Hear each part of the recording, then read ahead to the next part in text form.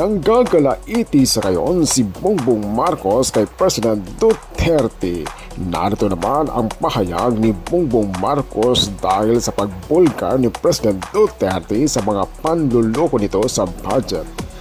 Narito ang pahayag ni Bongbong Marcos. Panood pa natin, ako si Pudender TV. 4,000 pages. Paano namin ibubusisiin yan? Ang gaganto para titignan namin isa-isa. Hindi na lang. Meron namang kopya that's available on the website of DBM. Tignan ninyo, huwag na ninyong busisiin isa-isa.